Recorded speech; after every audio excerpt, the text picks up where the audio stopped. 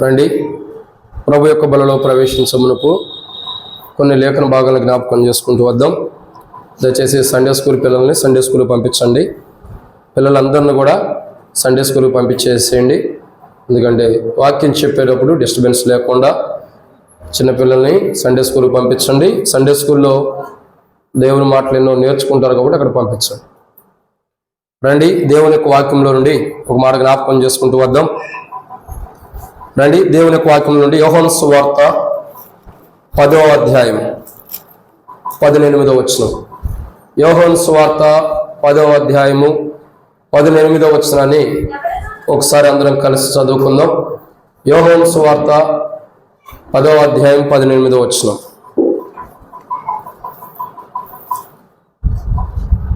ఎవడను నా ప్రాణమును తీసుకొనడు, నా అంతటా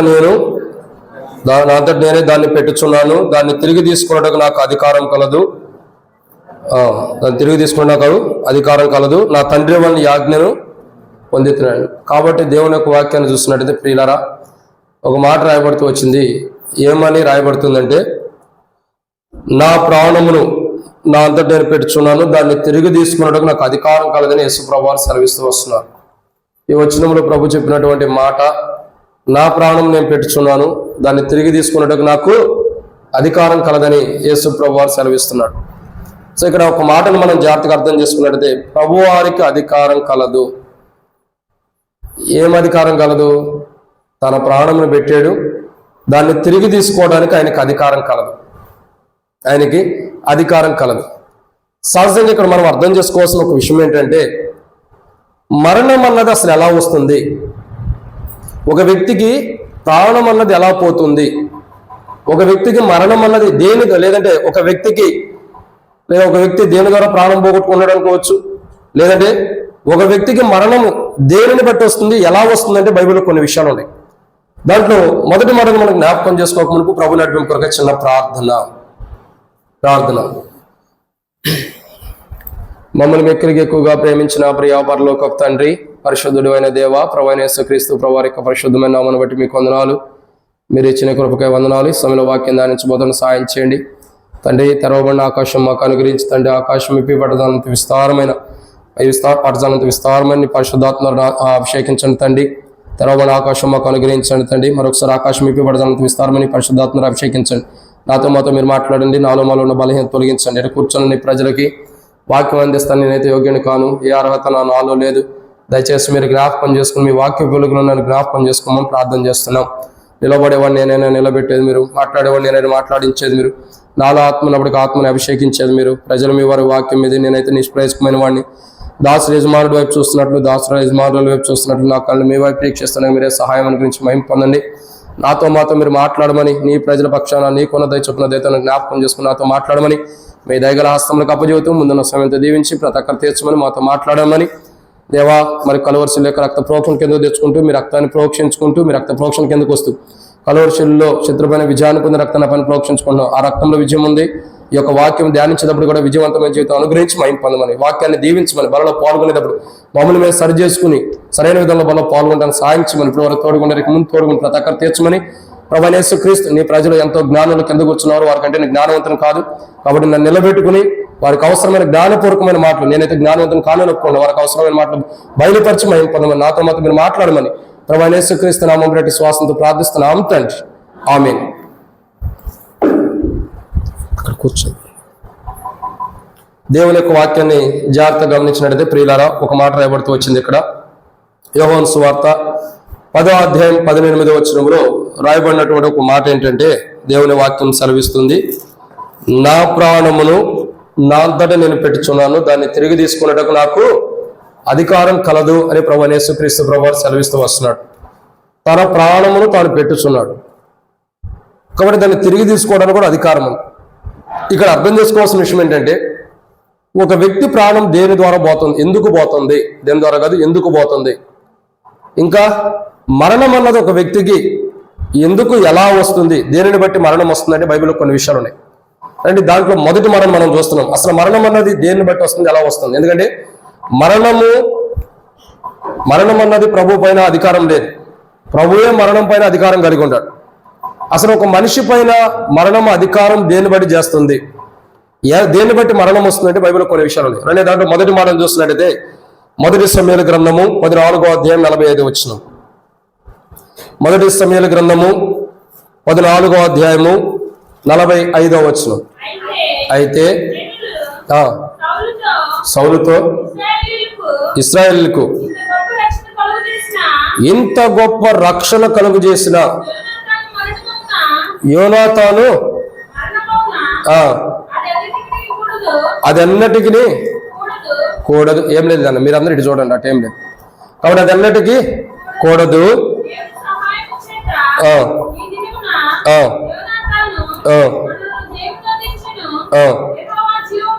యెహోవా జీవము తోడు అతని తల వెంట్రుకలలో ఒకటయ్యు నీల రాదని చెప్పి యోనాతాను మరణము కాకుండా అది.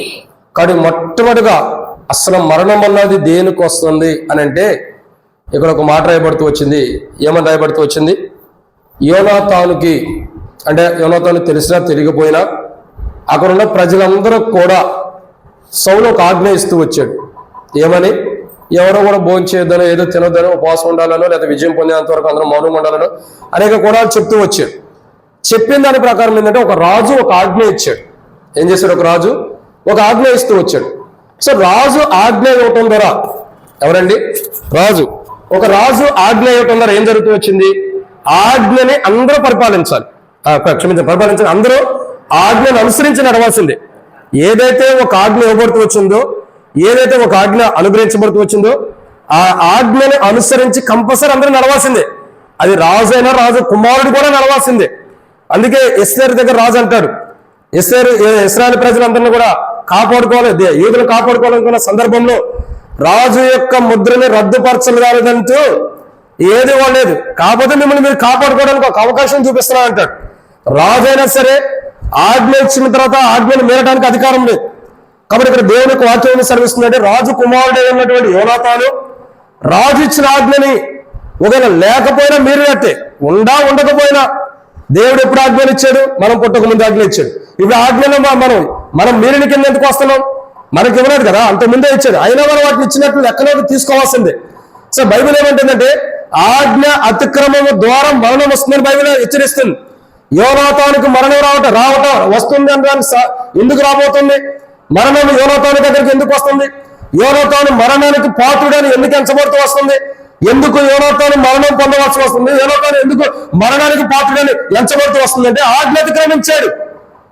దేవుని ఆజ్ఞ ఏదైతుందో, లేదంటే రాజు ఆజ్ఞ ఏదైతుందో దాన్ని అతిక్రమించాడు కాబట్టి మరణం వస్తుంది. ఈరోజు మనుషుడికి ఎందుకు మరణం వస్తుంది? దేవుని ఆజ్ఞను అతిక్రమించడం ద్వారా. ఏదైతే దేవుని ఆజ్ఞ ఉందో, ఏదైతే దేవుని ఆజ్ఞ మనకి ఇవ్వబడుతూ వచ్చిందో ఆ ఆజ్ఞని అతిక్రమించడం ద్వారా, ఆజ్ఞని మీరిపోవడం ద్వారా మరణం తెచ్చుకుంటున్నారు. అందరూ చెప్పే మాట ఏంటంటే, చాలా మంది అనుకుంటూ వస్తారు, చెప్పేవాళ్ళకు ఉండదు, వినేవాళ్ళకు ఉండదని. ఏంటిది అది? ప్రభు ఆజ్ఞ ఇచ్చారంటారు, ఆజ్ఞ మనుషుల్లో ఉండదు అంటారు. ఏం మాట? మనకందరూ గుర్తుండేది ఒకటే, నిన్ను వాళ్ళని పొరుగు వారిని ప్రేమించాలి, ఆయన ప్రేమించడం మేము ప్రేమించాలన్నట్టు ఉంటారు. కానీ అది కాదు, అది క్వశ్చన్ ఉంది, దానికి కాదని అంటలా. ఇంకా చాలా ఆజ్ఞలు ప్రవహిస్తూ వచ్చాడు, చాలా ఆజ్ఞలు కూడా ప్రవహిస్తూ వచ్చాడు. ఒకడు నా ఆజ్ఞను గైకొనేలా, కంప్లీట్ చేయండి మీరు. ఒకడు నా ఆజ్ఞను గైకొనేలా అతడు నన్ను ప్రేమిస్తున్నాడని అర్థం. యోహాను సువార్త 14వ అధ్యాయం. ఒకడు నా ఆజ్ఞలు గైకొనేలా నన్ను ప్రేమించుచున్నాడు. ఈరోజు మానవుడికి మరణం ఎందుకు వస్తుంది? మానవుని మరణాన్ని ఎందుకు తెచ్చుకుంటున్నారు? మానవుడు మరణాన్ని తెచ్చుకోవడం గల మొదటి కారణం ఏంటంటే, మానవుడు మరణాన్ని ఎందుకు తెచ్చుకున్నాడంటే దేవుని ఆజ్ఞను మీరటం ద్వారానే, దేవుని ఆజ్ఞను లెక్క చేయకపోవడం ద్వారా, దేవుని ఆజ్ఞను అతిక్రమించడం ద్వారా మానవుడికి మరణం వస్తుంది. అయితే మానవుడికి వస్తున్న మరణం తప్పించి దేవుని యొక్క ఆజ్ఞను నెరవేర్చి, దేవుని యొక్క ఆజ్ఞ నెరవేర్చాడు కాబట్టి ఆయనకు అధికారం ఉంది మరణం నుండి తన ప్రాణం తీసుకోవడానికి. మానవుడికి అధికారం లేదు, ఎందుకంటే మానవుడు దేవుని ఆజ్ఞ నెరవేర్చలేదు. కానీ దేవుడు కుమారుడికి లోకానికి వచ్చి దేవుని ఆజ్ఞ నెరవేర్చాడు కాబట్టి, దేవుని ఆజ్ఞ అన్నిటి మీద నెరవేర్చడానికి వచ్చాడు. ధర్మశాస్త్రాన్ని కొట్టివేయడానికి అని రాలేదు, కానీ ధర్మశాస్త్రం అంతటిని నెరవేర్చడానికి లోకానికి వచ్చాడు. సో ధర్మశాస్త్రం అంతా కూడా ఆజ్ఞలతో ఇవ్వబడుతూ వచ్చింది. ప్రతి ఆజ్ఞను కూడా దేవుని ద్వారా ఇవ్వబడిన ప్రతి ఆజ్ఞను కూడా నెరవేర్చడానికి ఈ లోకానికి వచ్చాడు. నెరవేర్చాడు కాబట్టి నా ప్రాణం పెట్టుటకు నాకు అధికారం కలదు, దాన్ని తిరిగి తీసుకునేందుకు నాకు అధికారం కలదన్నాడు. ఒక మనుషుడికి మరణం ఎందుకు వస్తుందంటే దేవుని ఆజ్ఞను అతిక్రమించడం ద్వారా. ఆకాను ఏం చేస్తూ వచ్చాడు? దేవుని ఆజ్ఞ అతిక్రమించాడు. దొంగతనం చేశాడు, చేయొద్దన్నాడు, దేవుడు చేశాడు. అపవిత్రమైన దొంగతనం చేసి ఏది తీసుకురావద్దన్నాడు, తెచ్చాడు. దేవుని ఆజ్ఞ మీరటం ద్వారా ఆకానికి ఏమొచ్చింది? ఆకానికి ఏమొచ్చింది? మరణం వస్తుంది. అంటే అర్థం ఏంటి? దేవుని ఆజ్ఞను మీరటం ద్వారా ప్రతి మనుషుడికి మరణమే. అయితే దేవుని ఆజ్ఞను మీరుతున్న మనుషుల కొరకు ఆ దేవుని ఆజ్ఞ ఆయన నెరవేర్చడానికి ఏ మనుషుడు కూడా దేవుని ఆజ్ఞ నెరవేర్చలేకపోతున్నాడు. కాబట్టి ఆయన కొరకు వచ్చి దేవుని ఆజ్ఞ నెరవేర్చడు కాబట్టి మరణమునకు ఆయన మీద అధికారం లేదు. అందుకే మరణం నుండి ఆయన లేపబడటానికి, మరణం నుండి తన ప్రాణములు తీసుకోవడానికి గల మొదటి కారణం ఏంటంటే దేవుడిచ్చిన ఆజ్ఞలన్నింటిని కూడా నెరవేర్చాడు. ప్రతి ఆజ్ఞను కూడా ఆయన నెరవేర్చాడు కాబట్టి మరణము ఆయన పైన ప్రభుత్వం చేయలేకపోతుంది, మరణం ఆయన పైన అధికారం చేయలేకపోతుంది. మరణం నుండి తన ప్రాణమును పునరుద్ధానం ద్వారా తిరిగి తీసుకోగలిగాడంటే, తన ప్రాణం తిరిగి పొందుకున్నాడంటే దేవుడు ఇచ్చిన ప్రతి ఆజ్ఞలను కూడా నెరవేర్చాడు కాబట్టి, ప్రతి ఆజ్ఞను నెరవేరుస్తూ వచ్చాడు కాబట్టి తన ప్రాణాన్ని తీసుకోగలడు. అధికారం ఆయనకు ఉంది. ఈరోజు మానవుడికి ఎందుకు అధికారం లేదు? మానవుడు తన ప్రాణం తన తిరిగి తీసుకోగలిగిన అధికారం ఎందుకు లేదంటే ఏ మానవుడు కూడా ఆజ్ఞని నెరవేర్చిన వాడు లేడు. ఎవరు ఆజ్ఞలు నెరవేర్చలేకపోతున్నారు? ఎవరు కూడా నెరవేర్చడం లేదు. ఆజ్ఞని నెరవేర్చలేని స్థితిలో ఉన్నారు కాబట్టి మానవుడికి మరణం వస్తుంది. మానవుడికి ఆజ్ఞ నెరవేర్చడం ద్వారా వస్తున్న మరణము నుండి యేసుక్రీస్తు ప్రభువు లోకానికి వచ్చి ఆయన ఆజ్ఞ నెరవేర్చి ఆయన మరణం నుండి లేపబడి మరణం నుండి తన ప్రాణాన్ని తీసుకుని అనేకులమైన మన ప్రాణం కూడా మరణం నుండి లేపటానికి లోకానికి వచ్చాడు. మొట్టమొదటిగా ఆజ్ఞలు మేరిన మనుషులు, ఆజ్ఞలు దేవుని ఆజ్ఞ మేరటం ద్వారా మానవుడికి మరణం వస్తుంది. ఆకానికి వచ్చింది, ఇంకెవరికి వస్తుంది? యోనాతాను కూడా వచ్చేదే. కొద్దిగా త్రుటిలో తప్పుపడుతూ వచ్చింది, ఈరోజు మన జీవితాలు కూడా యోనాతానులాగే దేవుని ఆజ్ఞను మీరినటువంటి అనుభవం వచ్చు. ప్రతిరోజు దేవుడు ఆజ్ఞిస్తున్నాడు, ప్రతిరోజు దేవుడు మాట్లాడుతున్నాడు. ఏ ఆజ్ఞ ఇచ్చి మనల్ని హెచ్చరిస్తున్నాడు, ఏ ఆజ్ఞ ఇచ్చి సరి చేయాలని చూస్తున్నాడు, ఏ ఆజ్ఞ ఇచ్చి సరైన మార్గం నడవన్నాడు. ఆ దేవుని యొక్క ఆజ్ఞను మీరిన మన జీవితాలు కూడా మరణం సంప్రాప్తి అవ్వాల్సినప్పుడు మనకు బదులుగా ఆయన మరణాన్ని పొంది ఆ మరణాన్ని తప్పిస్తున్నాడు. ఆ మరణాన్ని తప్పించేవాడు ఉన్నాడు. బైబిల్ అంటుంది మరలా ఆయన్ని సిలువేయద్దు, మరలా ఆయన్ని సిలువేయద్దు. ఒక్కసారిగా మన కొరకు సిలువేయబడ్డాడు, ఒకసారిగా మన కొరకు ప్రాణం పెట్టాడు, ఆ ప్రాణాన్ని తిరిగి తీసుకున్నాడు. మరలా ప్రాణం సిలువేయమన్నారు, మరలా తిరిగి తీసుకురావద్దు. ఒక్కసారి దేవుని ఆజ్ఞలు గైకొన్న విశ్వాసైన దేవుని పెట్టిన ఎలాంటి వారంటే వాత వేయబడిన మనస్సాక్షి లాంటి వారు. ఎలాంటి వారు? వాత వేయబడిన మనస్సాక్షి లాంటి వారు. ఈ వాత వేయబడిన మనస్సాక్షి ఎలా ఉంటుంది తెలుసా? ఎంతలో వాక్యం చెప్పు, ఎన్ని మాటలు చెప్పు, ఎన్ని మాటలు లోతుగా మర్మంగా ధ్యానించినా మార్పు ఉండదు. ఏముండదు? మార్పు ఉండదు. వాత వేయబడిన మనస్సాక్షి ఎలాంటిదంటే వింటం వరకే, గ్రహింపు ఉండదు మనుషుల్లో. ఏముండదు? గ్రహింపు ఉండదు. ఎంతైనా వాక్యం వింటాం కానీ గ్రహింపు అన్నది రాదు మనుషుడికి. తద్వారా వాత వేయబడిన మనస్సాక్షి రోజు వింటాం, రోజు వాక్యం వింటాం, రోజు వాక్యంలో ఉంటాం, కానీ రోజు వాక్యం చదువుతాం కానీ దేవుడు మాట్లాడే ప్రతి మాటకి దేవుడు హెచ్చరిస్తున్నప్పుడు లోపడకపోవటమే వాత వేయబడిన మనస్సాక్షి. వాత వేయబడిన మనస్సాక్షిలో మనం బైబిల్లో బలంలో పాల్గొంటే దేవుని తీర్పు తెచ్చుకుంటాం. అపోస్తలుడైన పౌలు కొరింథీయులకు రాసిన మొదటి పత్రిక 11వ అధ్యాయం 27వ వచనం నుండి 30వ వచనం వరకు పౌలు అంటాడు, మీలో అనేకులు రోగులు బలహీనులు చాలా మంది నిద్రించుచున్నారు అని అంటాడు. ఎందుకంటున్నాడు? దేవుని ఆజ్ఞని మీరి మరణము తెచ్చుకున్నారు వాళ్ళు. ఎవడు అయోగ్యంగా పాల్గొనని పౌలు అంటాడు.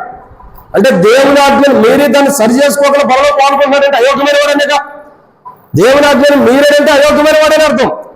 తను తాను పరీక్షించుకోవాలని బైబిల్ రాబడుతూ ఎక్కడ దేవుని ఆజ్ఞను మీరేమో, ఎక్కడ బల దగ్గరికి వచ్చినప్పుడు మరణపు జీవితం మనలో ఉందో, ఎక్కడ మరణానికి పాత్రలు అవుతున్నామో పరీక్షించుకోండి అని పౌలు కొరింథీయులకు రాస్తూ సెలవిస్తున్నాడు. చాలా మంది అయోగ్యముగా వాత వేయబడిన మనస్సాక్షితో మారు మనసు లేని జీవితంతో సరి చేసుకోకుండా దేవుని ఆజ్ఞను మీరు కూడా ఆ జీవితాన్ని సరి చేసుకోకుండా బలలో పాల్గొంటున్నారా? అనేకులు నిద్రిస్తున్నారని పౌలు హెచ్చరిస్తూ వస్తున్నాడు. ఇది మొదటి మాట. మరణం దేన్ని బట్టి మానవుడికి వస్తుందంటే దేవుని ఆజ్ఞని మీరటం ద్వారా. ఆ మీరిన దేవుని ఆజ్ఞని సరి చేసుకోకుండా బలలో పాల్గొంటున్నారు. మీరు దేవుని ఆజ్ఞని సరి చేసుకోవడం వల్ల పాల్గొంది కదా మరణం వస్తుంది. అయితే ప్రభువారు మరణం పైన ప్రభువారికి ఎందుకు అధికారం లేదంటే ఆజ్ఞలను ఆయన నెరవేర్చాడు, తప్పిపోయిన అనుభవం లేదు. ప్రతి ఆజ్ఞను కూడా మరణము రావటానికి కారణమైన ప్రతి ఆజ్ఞల్ని ఆయన నెరవేర్చాడు కాబట్టి మరణం పైన ఆయనకు అధికారం ఉంది, మరణానికి అధికారం లేదు. మరణము రావటానికి కారణమైన ప్రతి ఆజ్ఞని నెరవేర్చాడు, అందుకే ఆయనకు అధికారం ఉంది మరణము నుండి తన ప్రాణమును తిరిగి తీసుకోవడానికి. ఇది మొదటిది. మరణం మానవుడికి దేవుని ఆజ్ఞను మీరటం ద్వారా వస్తుంది, కానీ ప్రభు అయితే దేవుని ఆజ్ఞ నెరవేర్చాడు కాబట్టి మరణం పైన అధికారం పొందాడు. ఇది మొదటిది. రెండవ విషయాన్ని చూద్దానండి. దేవుని యొక్క వాక్యాన్ని చూసినట్లయితే యోబు గ్రంథము 2వ అధ్యాయం 29వ వచనం. యోబు గ్రంథం 2వ అధ్యాయం 29వ వచనం. పెద్దగా చదవండి అన్న. యోబు గ్రంథం 5వ అధ్యాయం క్షమించండి 2వ అధ్యాయం క్షమించండి యోబు గ్రంథం 2వ అధ్యాయంలో క్షమించండి 9వ వచనం, 29 కాదు క్షమించండి 9. యోబు గ్రంథం 2వ అధ్యాయం 9వ వచనం. నీవింకను యథార్థతను వదలకుందువా, దేవుణ్ణి దూషించి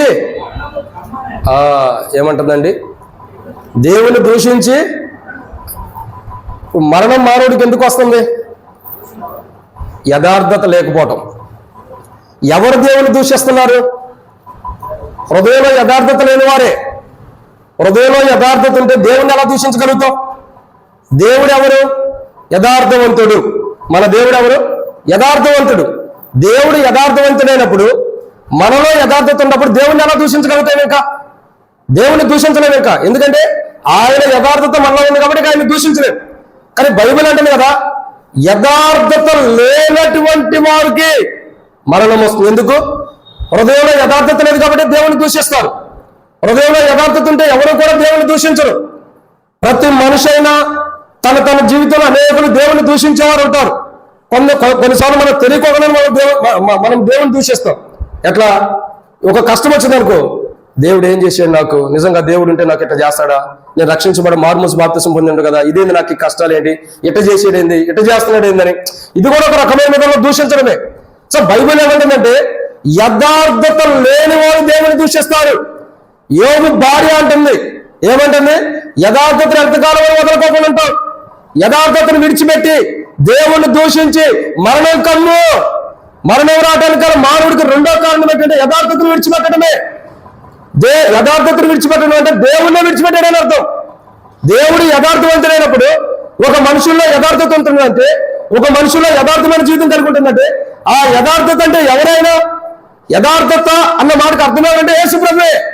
ఆయన్నే విడిచిపెట్టినప్పుడు, ఆయన్నే విడిచిపెట్టి దూరంగా ఉన్నప్పుడు ప్రతి మనిషి కూడా మరణమే.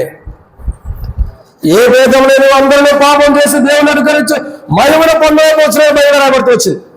మానవుడు మరణము హృదయంలో యథార్థత లేక మరణాన్ని పొందుతున్నాడు కాబట్టి దేవుని మహిమను చూడలేకపోతున్నాడు, పొందలేకపోతున్నాడు.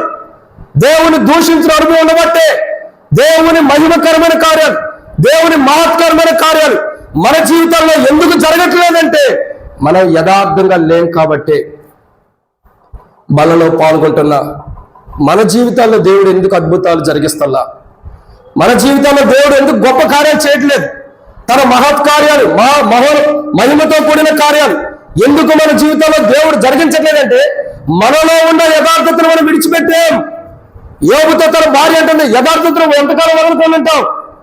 యథార్థత ఉంటుందో యోబు దేవుణ్ణి దూషిస్తున్నా, యథార్థత ఉంటుందో యోబుకు మరణం రాదు. ఇప్పుడు భార్య ఏమంటుంది? యథార్థతను విడిచిపెట్టి దేవుణ్ణి దూషించంటాను. మానవుడికి మరణం రావటానికి గల రెండో కారణం ఏంటంటే హృదయంలో యథార్థత లేకపోవటమే. అందుకే దావీదు భక్తుడు అంటాడు, కీర్తన గ్రంథం 51వ అధ్యాయం 6వ వచనములో, నీవంతరంగములో సత్యాన్ని కోరుచున్నావు. ఎక్కడ కూర్చున్నాడు? అంతరంగంలో. బయటికి సత్యాన్ని కాదు ప్రభు కోరేది, బయటికి సత్యం ఉన్నది కాదు ప్రభు కోరేది. ఒక మనుషుని యొక్క అంతరంగంలో సత్యం కావాలని ప్రభు కోరుచున్నాడు. బయటికి ఎలా ఉండా? ప్రభు ఒక మాట అంటాడు. ప్రభు ఏమంటాడు తెలుసా? సమూయేలుతో ఒక మాట మాట్లాడతాడు. అతని రూపమైనను అతని ఎత్తైనను లక్ష్య పెట్టొద్దు. మనుషులు ఏం చూస్తారు? పై రూపాన్ని చూస్తాడు. దేవుడు అంతరంగానే చూస్తాడు. అది పై రూపంలో ఉన్న సత్యము కాదు, పై రూపంలో ఉన్న యథార్థత కాదు కావాల్సింది. అంతరంగంలో దేవునితో ఎంత యథార్థం కలిగి ఉంటాం, దేవునితో సావాసం ఎంత యథార్థం ఉంటూ వస్తుంది, దేవుని దృష్టిలో, దేవుని మనసులో, దేవుని యొక్క ఆలోచనలో ఎంత యథార్థంగా మనం జీవిస్తున్నామని ప్రాముఖ్యత. బైబిల్లో ప్రతి మనిషిలో యథార్థత అవసరం బైబిల్ హెచ్చరిస్తుంది. మనం బలలో పాల్గొనాలంటే, బలలో చేయవేయాలంటే బయటికి ఉన్న సత్యం యథార్థత కాదు. ఇది మనుషులకు కనబడేది, ఇది దేవుడు లక్ష్య పెట్టేది కాదు. బయటికి కనబడేది దేవుడు లక్ష్య పెట్టేది కాదు, మనుషులకు కనబడేది దేవుడు లక్ష్య పెట్టేది కాదు. అంతరంగం ప్రాముఖ్యత, రహస్యమైన స్థలంలో అంతరంగం ప్రాముఖ్యత. దానిలో యథార్థత లేనప్పుడు ఆయన లక్ష్య పెట్టడం కూడా కష్టమే.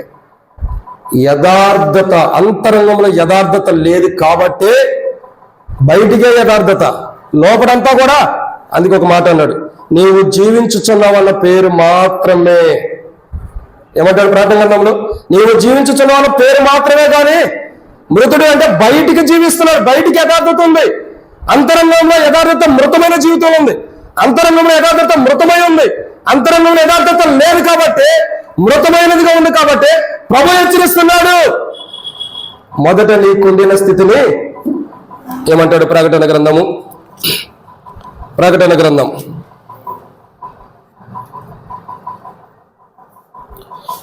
2వ అధ్యాయం 4వ వచనం. ప్రకటన గ్రంథం 2వ అధ్యాయం 4వ వచనం. అయినను మొదట నీకుండిన ప్రేమను నీవు వదిలితివి, నేను నీ మీద తప్పొకడు మోపవలసి ఉన్నది. నీవు ఏ స్థితిలో నుండి పడితివో అది జ్ఞాపకం చేసుకో. మారు మనసు పొంది ఆ మొదటి క్రియలను, అది ఏమని రాయబడుతూ వచ్చింది? వాస్తవానికి ఏంటంటే మొదటి ప్రేమను విడిచిపెట్టావు. మొదటి ప్రేమ కాదు, మొదటి ఉన్న యథార్థతను కూడా విడిచిపెట్టావు కాబట్టి నువ్వు తప్పుడు మోపాల్సి వస్తుంది. ఈ తప్పు మోపడం ద్వారా నీ జీవితం నష్టమైంది. కాబట్టి మారు మనసు పొంది మొదటి క్రియ చేయమన్నాడు. ఏ మొదటి క్రియను? ఏవైతే మొదట ప్రేమ యథార్థత ఉందో, ఏదైతే దేవుణ్ణి రక్షణ మారు మనసు బాప్తిసం పొందిన తర్వాత యథార్థత వల్ల వచ్చిందో ఆ యథార్థత కలిగి ఉండు. ఆ యథార్థత ఇప్పుడు ఉందా? అది పోయిందా? సరి చేసుకోమని యేసు క్రీస్తు ప్రభువు వారు ఎఫెసీలో ఉన్న సంఘములకు రాస్తూ వస్తున్నాడు. ఆ మొదటి ప్రేమ, ఆ మొదటి యథార్థత ఇప్పుడు సరి చేసుకో. ఆ యథార్థత ఎంతవరకు ఉంది, ఎంతవరకు లేదా సరి చేసుకోమని ఎఫెసీలో ఉన్నటువంటి సంఘముతో మాట్లాడుతున్నాడు. ఈరోజు మనతో కూడా ప్రభు మాట్లాడుతున్నాడు.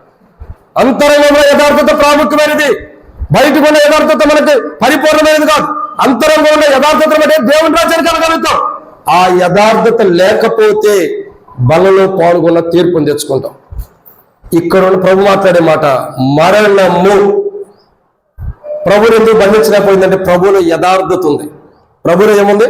యథార్థత ఉంది. అందుకంటే నాలో పాపం ఉందని స్థాపించగలిగిన వాడు ఎవరు? మీలో ఎవరైనా నాలో పాపం ఉందని స్థాపించగలరా? ప్రభు మాట్లాడుతూ వస్తాడు, ఎవరికైనా స్థాపించే స్తోమత ఉందా? నాలో పాపం ఉందని మీలో ఎవరైనా చూపించని ప్రభు మాట్లాడుతూ వచ్చాడు. మాట్లాడినప్పుడు ఎవరు ఆయనలో పాపం ఉందని స్థాపించిన వాడు, ఎందుకంటే ఆయనలో యథార్థత నింపబడి ఉంది. నింపబడిన వాడు యథార్థతతో. అందుకే మరణం ఆయన బంధించలేకపోతూ వచ్చింది. మరణం ఆయన బంధించలేకపోవడానికి గల రెండో కారణం ఏంటి? ఆయనలో యథార్థత ఉంది. ఆయనలో ఉన్న యథార్థతను బట్టి యథార్థత లేని మనుషుల్ని మరణం బంధించింది, యథార్థంగా జీవించిన మనుషుల్ని మరణం బంధించింది. కానీ ఆయనలో యథార్థత ఉంది కాబట్టి మరణం బంధించలేకపోతుంది. ఇక ఎంత వెతికినా, ఎంత పరీక్షించినా పిల్లలతో ఒక మాట అంటాడు, నేను ఈయన అంతా చూశాను కానీ ఆయనలో ఏ తప్పు నాకు కనబడతలేదు అంటాడు. అంతా చూసి ఆలోచన చేసి ఏది నాకు తప్పి, ఈయన ఏ తప్పిదో నాకు కనబడతలేదు. ఎందుకు కనబడింది? ఆయన దేవుడు, దేవుని స్వరూపమే నరవతరిగి లోకానికి వచ్చాడు. యథార్థతను విడిచిపెట్టలేదు కాబట్టి, యథార్థత కలిగి ఉన్నాడు కాబట్టి, అవసరాన్ని బట్టి దారి తప్పిపోయే స్థితిలో ఆయన లేడు కాబట్టి ఏమంటూ వచ్చాడు పిలాతు? ఆయన ఏ తప్పిదో నాకు కనపడతలా. ఎక్కడుంది ఆయనలో యథార్థత పోయినట్టు? ఆయనలో యథార్థత నింపబడి ఉంది కాబట్టి మరణము ఆయన బంధించలేకపోయింది. మరణం నుండి తన ప్రాణాలను తీసుకోవడానికి ఆయనకు అధికారం ఉంది. ఎందుకంటే ఆయనలో ఉన్న యథార్థతను బట్టి. యథార్థత లేకపోతే మరణం మన పైన సంప్రాప్తి అయింది. యథార్థత లేకుండా బలలో పాల్గొన్న నష్టాన్ని తెచ్చుకుంటే ఇది రెండో మాట. మూడో విషయం చూద్దానండి. దేవుని యొక్క వాక్యాన్ని చూసినట్లయితే 3వ మాట సామెతల గ్రంథము 14వ అధ్యాయం 12వ వచనం.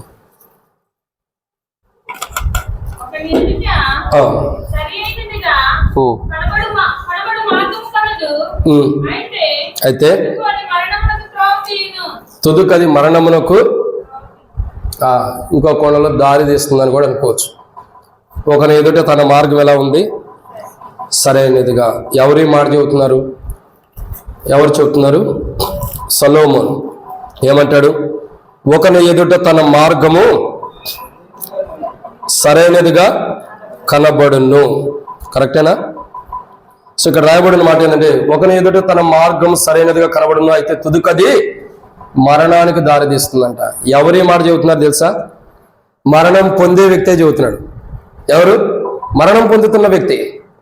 ఒకరి ఎదుట తన మార్గం సరైనదిగా ఉంది. బైబిల్ ఉంది, ఎవరికి వారు నేను నిలబడ్డానని అనుకుంటామంట. ఏమనుకుంటాం?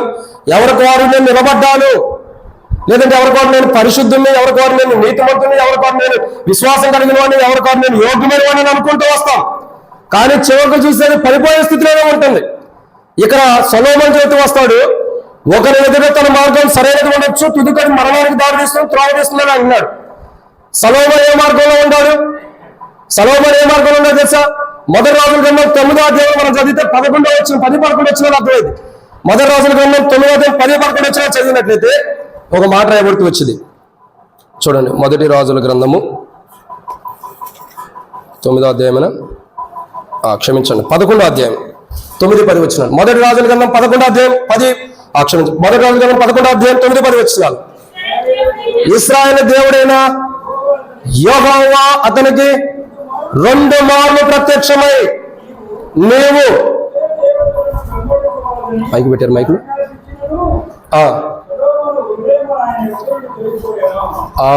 ఏమంటే మైకులు పైకి పెట్టారా? పెట్టలేదు పైకి. ఏమని రాయబడుతూ వచ్చింది? 2 మార్లు యెహోవాకు తనకు ప్రత్యక్షమైనను. ఏమి జరుగుతుంది అక్కడ? సొలొమోను యొక్క జీవితం 2 మార్లు ప్రత్యక్షమైన మాట్లాడుతున్నాడు. మాట్లాడినప్పుడు సొలొమోను ఏమన్నాడు? ఇతర దేవతల వైపు తన మనసు మళ్ళుకోవడం ద్వారా, ఇతర దేవతలు తాను వెంబడించడం ద్వారా దేవుని స్వరాన్ని కూడా వినలేని స్థితిలో వెళ్ళిపోతూ వచ్చాడు సొలొమోను. సొలొమోను దేవుని స్వరాన్ని వెళ్ళిపోతాడు. ఏమన్నాడు? పైన సామెతలు ఏమన్నాడు? 14వ అధ్యాయం 12వ వచనంలో, ఒకరి ఎదుట తన మార్గం సరైనది ఉంటుంది, ఒకరి ఎదుట తన మార్గం సరైనది ఉంటుంది, కానీ తుదికది మరణముకు త్రోవ తీస్తుందంట. ఇప్పుడు సొలొమోను జీవితం ఎలా ఉంది? తానే చెప్పాడు తన జీవితం ఎలా ఉంది. అందుకే అంటారు బయట కూడా, నీతులు చాలా జీవితాడు కానీ జీవించే జీవితం సరిగా లేదయ్యా అంటాం. ఇప్పుడు నేను వాక్యం చెబుతా, నా జీవితం సరిలేదనుకో, మీరు ఏమంటారు? కింద కూర్చుని చాలా చల్లే బాగా అన్ని నీతులు చెబుతాడు కానీ జీవించే జీవితం సరిలేదంటారు. అంటారు నన్ను, నా జీవితం బాగపోతే అంటారు అందరూ. ఇప్పుడు సొలొమోను ఏమంటున్నారు? మరి సొలొమోను స్థితి కూడా అదే ఉంది. ఎలా ఉంది సొలొమోను? చెప్పడానికి నీతి వాక్యం చెప్పాడు. ఏమని? ఒకరి ఎదుట తన మార్గం సరైనదిగా ఉంది అన్నాడు, తుదికది మరణానికి దారి చేస్తుంది అంటాడు. మంచిదే. మరి తానేం చేస్తూ వచ్చాడు? మొదటి రాజులలో 11వ అధ్యాయం 9-10 వచనంలో ఏం చేస్తున్నాడు సొలొమోను? దేవుడు మాట్లాడుతున్నాడు. దేవుని యొక్క వాక్కు సొలొమోను దగ్గరకు వచ్చిన దేవుని స్వరాన్ని వినలేని దౌర్భాగ్యమైన స్థితిలో సొలొమోను ఉంటాడు. ఎందుకుంటున్నాడు? ఇతర దేవతలను వెంబడించాడు. దేవుని ఎదురు తన హృదయం తొలగిపోతూ వచ్చింది. ఇంకా మీరు చదివితే 7-8 వచనాలు చదివితే తన హృదయంలో తన భార్యను త్రిప్పివేసిన అనుభవం కూడా ఉంది. తన భార్యను తన హృదయమును త్రిప్పివేసిన 4వ వచనం, మొదటి రాజులలో 11వ అధ్యాయం 4వ వచనంలో, సొలొమోను వృద్ధుడే, అతని భార్య అతని హృదయమును ఇతర దేవతల వైపు త్రిప్పగా. ఏమవుతుంది? ఇతర దేవతల వైపు త్రిప్పగా సొలొమోను యొక్క జీవితము తిరిగిపోయిన అనుభవం ఉంది. దేవుని తట్టు తన హృదయం ఉండాల్సినటువంటి సొలొమోను ఇతర దేవతల వైపు తిప్పివేయబడినప్పుడు ఇంకా సొలొమోను యెరూషలేముకు ఎదురుగా ఉన్నట్టు పర్వతం మీద కూడా ఒక బలిపీఠం కట్టాడంట అన్ని దేవతలకి. ఏ రీతిలో తప్పిపోతున్నాడో చూడండి. అసలు ఒక రాజు పోయిన దేవుని మహిమ తిరిగి తీసుకొచ్చిన వాడు, దేవుని మహిమ తిరిగి రావడానికి ఒక కారణమైన వాడు, అంత ఘనమైనటువంటి సొలొమోను రాజు సైతమే ఎంతో జ్ఞానం కలిగిన వాడు, ఎంతో వివేకం కలిగిన వాడు, షేబా దేశపు వచ్చి చూస్తున్న తన వైభవాన్ని తన ఘనతను చూడటానికి వచ్చింది. అంత ఘనమైన వాడు సైతమే ఏమవుతూ వచ్చాడు? అనుకుంటున్నాడు, నా మార్గం నాకు కరెక్టే, నేనుండే మార్గం కరెక్టే, నేను నిలిచుండే మార్గం కరెక్టే, నేను వెళ్ళే మార్గం కరెక్టే అనుకుంటున్నాడు. తుదికి తన మార్గం ఎక్కడికి వెళ్ళింది? మరణానికి దారి తీస్తుంది. ఒకని ఎదుట తన మార్గం సరైనదిగా ఉండొచ్చు, తుదికది మరణానికి దారి తీస్తుంది. ఒక వ్యక్తి మరణం పొందడానికి కారణం, ఒక వ్యక్తికి మరణం రావడానికి, ఒక వ్యక్తి ప్రాణం పోగొట్టుకోవడానికి కారణం ఏంటంటే తన మార్గం తాను సరైనదిగా ఉందని అనుకోవటమే. ఇక్కడ ఒక వ్యక్తిని చెప్పాలి. బిలాము అంటూ వచ్చాడు. బిలాము ఏమనుకుంటున్నాడు? బాలాకు కొన్ని వర్తమానం పంపిస్తూ వచ్చాడు. కొంతమంది ప్రజలు ఇలా వెళ్తున్నారయ్యా, వాళ్ళని శపించాలో వాళ్ళని దూషించాలనో రా అని ఎట్లాగో పిలుస్తూ వచ్చాడు. పిలిచినప్పుడు అతడు ఏం చేస్తూ వచ్చాడు? మొదటిసారి వెళ్ళా దేవుని దగ్గర అవుతాను, దేవుని దగ్గర అడిగాడు. రెండోసారి దేవుని దగ్గర అడిగాడు. మూడోసారి దేవుని దగ్గరకు వస్తున్నాడు. ఇంకేం చేస్తాడు దేవుడు? నీ బుద్ధి మారదు, నీ మనసు మారదు, పోరా అని బాబు అని చెప్పి వదిలిపడేశాడు. పోయాడు. మధ్య మార్గంలో వెళ్తూ ఉండగానే యెహోవా దూత ఖడ్గం పట్టుకుని నిలబడి ఉంది. ఎందుకు ఖడ్గం పట్టుకుని నిలబడి ఉంది? తన మార్గం తనకు సరైనదిగా ఉంది. తన మార్గం, తాను వెళ్ళే మార్గం సరైనది అనుకుంటున్నాడు. నేను వెళ్ళే మార్గం నాకు సరైనదే, నేను వెళ్ళే మార్గం కరెక్ట్ అయినదే. దేవుడే 2 సార్లు వద్దని ఆయనే మారుమూసి పొంది నాకు సరైన మార్గంలో నడిపిస్తున్నాడు అనుకున్నాడు. ఎంత పిచ్చివాడో చూడండి. 2 మార్లు దేవుడు వద్దంటే సరైన విధంగా సైలెంట్గా ఉండాల్సిందే, ఇది దేవుడికి ఇష్టం లేదని. కానీ 3వసారి అడుగుతున్నాం దేవుడు కూడా విసుకొచ్చి పోయా అన్నాడు. ఇప్పుడు ఏమనుకున్నాడు? నా మార్గం కరెక్ట్ అయింది, దేవుడిదే కరెక్ట్గా లేదని ఊహించి గాడిద మీద ఎక్కి గాడిద గంట కట్టి పోతున్నాడు. అల్లంత దూరంలో యెహోవా దూత ఖడ్గం పట్టుకుని ఉంది. ఎందుకు? సన్మానించడానికి కాదు, చంపడానికి ఎదురుగా ఉంది. సిద్ధంగా ఉంటే గాడిద అటు ఇటు వలుగుతుంది, అటు ఇటు కొట్టుకుంటుంటే దాన్ని కొడుతున్నాడు, నోరు లేని దాన్ని పదా అని కొడుతూ వస్తున్నాడు. దానికి దేవుడు మాట ఇచ్చాడు, మాట్లాడుకోమని నీకు కూడా స్వరం ఇస్తున్నాను. ఎంత అద్భుతమైన దేవుడు చూడండి. గాడిద చేత కూడా మాట్లాడుతున్నాడు. రేపు దినాన ప్రభు వచ్చినప్పుడు మొట్టమొదటిగా ఎవరికి తెలుస్తుందంటే పశువులకే తెలిచేది. అవే సూచనగా ఉంటాయంటే ప్రభు వస్తున్నాడని. గాడిద మాట్లాడుతుంది, అయ్యా నేను నీ దొడ్లోకి వచ్చిన కాడి నుంచి, లేదా నీ దొడ్లో ఉన్న కాడి నుంచి ఏ రోజైనా నీకు తిరగబడ్డానా? ఏ రోజైనా నీ మీద ఏమన్నా అన్నానా? ఈ రోజు ఎందుకంటాను ఒక్కసారి ఆలోచించకూడదు. దేవుని దూత ఎదురుంది. నేను ముంగడికి వెళ్తే చచ్చేది నువ్వే, నేను కాదు. ఏమో దేవుడిని బ్రతికించవచ్చేమో, చనిపోయేది నువ్వే. ఒక్కసారి మరో నేత్రాలు తెరిచి చూడు, నువ్వేం చేస్తున్నావు, ఏ తప్పులో ఉండవో, ఏ పొరపాటులో ఉండవో, ఏ పాపం ఉండవో, ఏ దౌర్భాగ్యమైన జీవితం జీవిస్తున్నావు, ఒక్కసారి నువ్వు పరీక్షించుకో. దేవుని దూత ఎదురుంది. నువ్వు కానీ నేను కానీ తప్పుకుని వెళితే, నేను ముందరకు అడిగేస్తే భయంకరమైన మరణం నీకు వస్తుంది. నువ్వు నా యజమానుడు కాబట్టి, నీకు మరణం రాకూడదని నేను ఇష్టపడుతున్నాను కాబట్టి, నిన్ను ప్రేమించాను కాబట్టి నేను ఇక్కడే ఆగిపోతున్నాను. కొట్టినా నువ్వేం చేస్తున్నావు ఒకసారి గుర్తు తెచ్చుకో. దేవుని మాటకి ఎక్కడ వ్యతిరేకంగా ఉండవు, దేవుని మాటకి ఎక్కడ దూరం వెళ్ళిపోతావు, సరి చేసుకోమని బిలాముతో గాడిద మాట్లాడినప్పుడు అప్పుడు వస్తుంది మారు మనసు. దేవుడు మాట్లాడాడు, బిలాముతో మాట్లాడుతున్నాడు. ఇష్టపడ్డ 2 సార్లు. సమయం వచ్చింది, గాడిదతో మాట్లాడిచ్చాడు. అప్పుడు తెలుసుకుంటున్నాడు, నేను నీ దొడ్లోకి వచ్చిన కాడి నుంచి ఏ రోజైనా, లేదా నువ్వు నన్ను పెంచుకున్న కాడి నుంచి, నేను నీ దొడ్లోకి వచ్చిన కాడి నుంచి ఏ రోజైనా నీ మీద తిరగబడ్డానా? ఇప్పుడెందుకు ఇలా అంటున్నాను ఆలోచించవా? ఆలోచించాడు. ఎదరు యెహోవా దూత ఉంది, పట్టుకుని ఖడ్గం పట్టుకుని చూడు. ఎంతకాలం అని అలా వెళ్తావు? నేను ముందరకెళ్తే నీకు మరణమే. నేను ఆగుతున్న కారణం ఉంది, నీ మేలు కోరి నేను ఆగుతున్నాను, నీ క్షేమం కోరే నేను ఆగుతూ వచ్చాను. ముందరకెళ్తే నీకు మరణం ఉందని మాట్లాడినప్పుడు తన జీవితంలో మార్పు వస్తుంది. దేవుడు తన మాటలన్నీ కూడా మార్చేసేసాడు. వెళ్ళిన తర్వాత ఎవరిని దూషించాలనుకున్నాడు వాడినే ఆశీర్వదిస్తున్నాడు. బాలాకు వచ్చి అన్నాడు, ఏంది నీకు చెప్పింది ఏంది?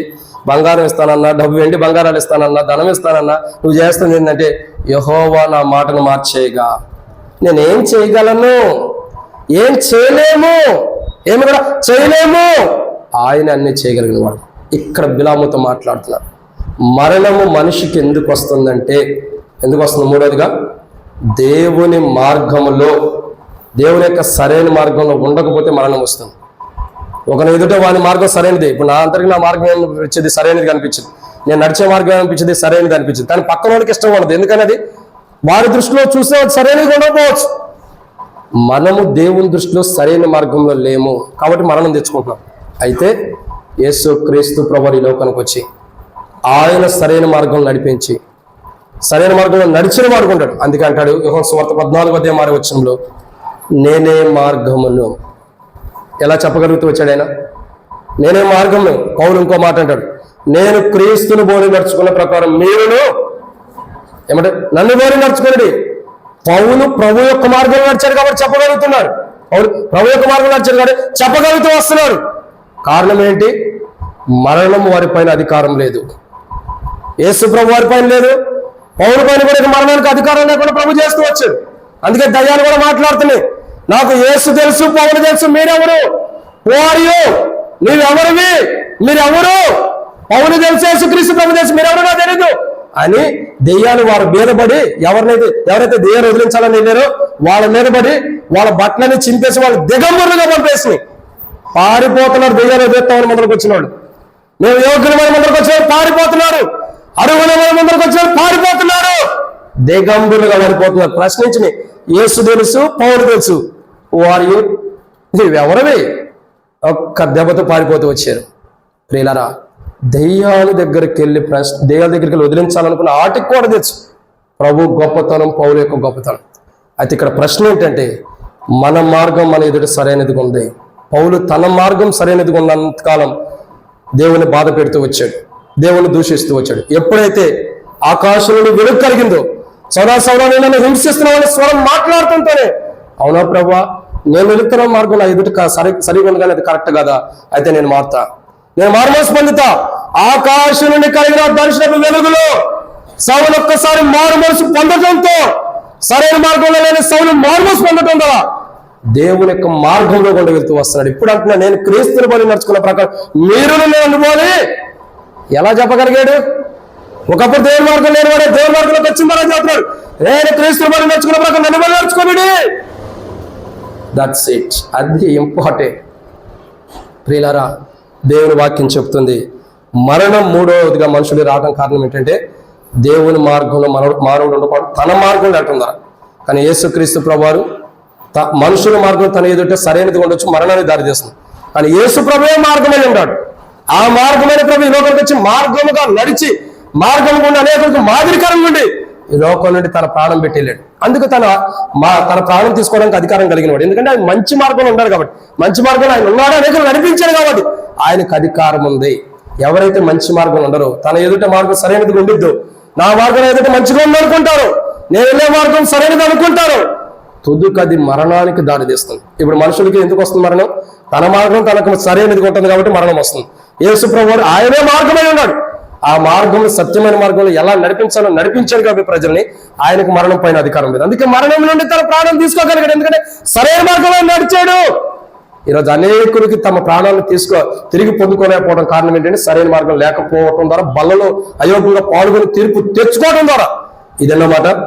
3. ఇక సమయం అయిపోయింది, అవుట్లెట్స్ చూద్దాం, త్వరగా ముగిచ్చేద్దాం. ఎందుకంటే ఆ సేవకుడు చెప్పాడు త్వరగానే ముగిచ్చేసేమని. 4వ విషయం చూద్దానండి. యెషయా గ్రంథం 38వ అధ్యాయం 1వ వచనం. మరణం ఎందుకు వస్తుంది? యెషయా గ్రంథం 38వ అధ్యాయం 1వ వచనం. యెషయా గ్రంథం 38వ అధ్యాయం 1వ వచనం. ఆ దినములలో హిజ్కియాకు మరణకరమైన రోగము కలుగగా, చదవనకు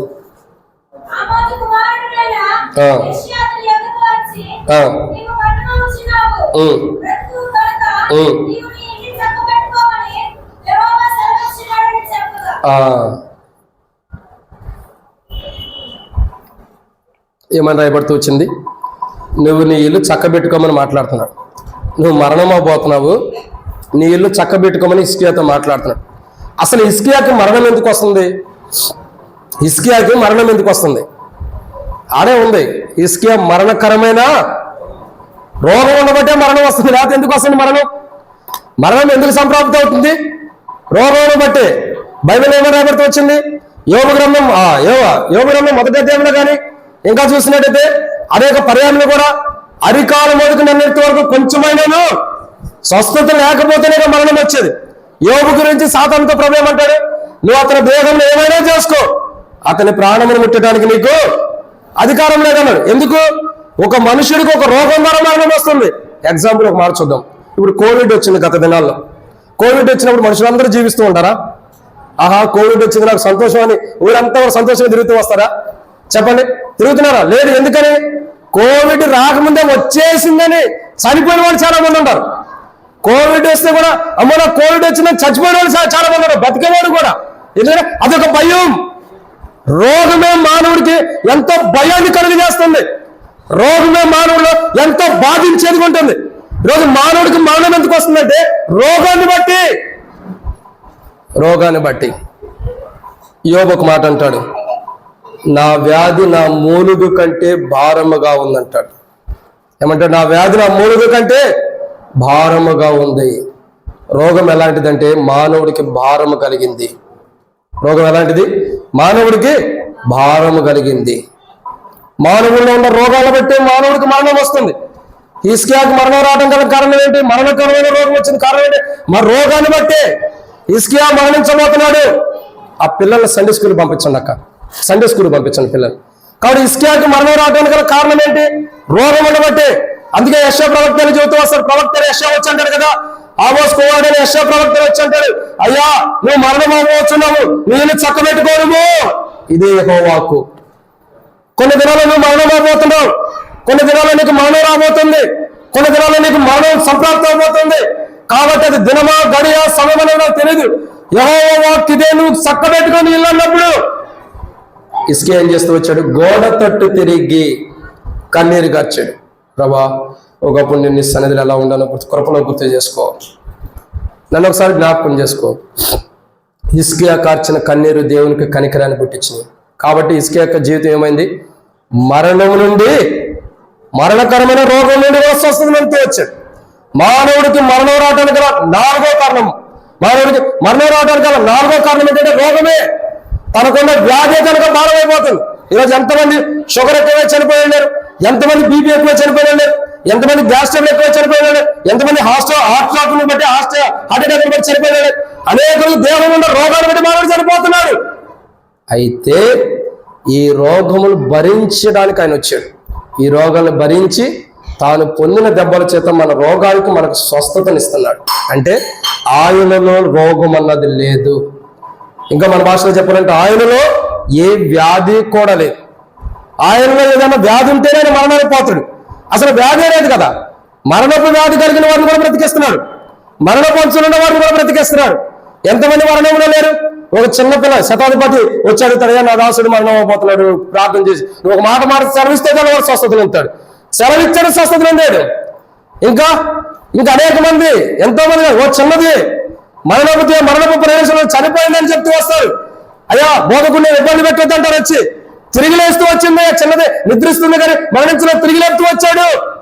మరణపు రోగంతో ఉన్న వారి మరణపు వేదన నుండి తొలగించి సజీవులుగా చేస్తూ వచ్చాడు. అయితే ఆయనలో రోగం లేదు, ఆయనలో ఏ వ్యాధి లేదు.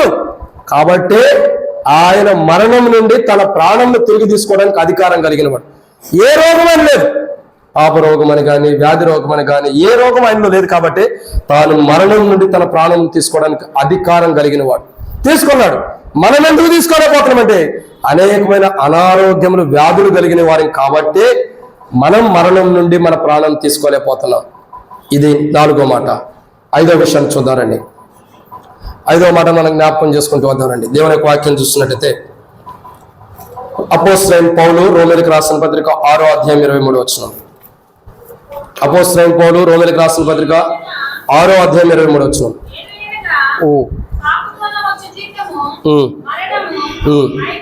అయితే అది మరణం ఎందుకు వస్తుంది మానవుడి కంటే? ఇప్పుడు 4 విషయాలు చెప్పాం. 1, మరణం ఎందుకు వస్తుంది మానవుడికి? ఆజ్ఞ అతిక్రమించడం ద్వారా. 2, మానవుడికి మరణం ఎందుకు వస్తుంది? యథార్థమైన మార్గం లేకపోవడం ద్వారా. 3, మానవుడికి మరణం ఎందుకు? యథార్థత లేకపోవడం ద్వారా. 3, మానవుడికి మరణం ఎందుకు వస్తుంది? సరైన మార్గం లేకపోవడం ద్వారా. 4, మానవుడికి మరణం ఎందుకు వస్తుంది? మరణకరమైన రోగాలు కలిగి ఉంటారు కాబట్టి. 5, మానవుడికి మరణం ఎందుకు వస్తుందంటే అపోస్తలుడైన పౌలు రోమీయులకు రాసిన పత్రిక 6వ అధ్యాయం 23వ వచనం అంటాడు, పాపం వల్ల వచ్చే జీతం మరణము. మానవుడికి మరణం రావడానికి గల కారణం ఏంటంటే పాపమే. దీన్ని ఇంకో కోణంలో చెప్పమంటారా? విశ్వాసికి మరణం ఉందా లేదా? చెప్పండి. విశ్వాసికి మరణం ఉండిద్దా ఉండదా? ఉండిద్దా లేదా?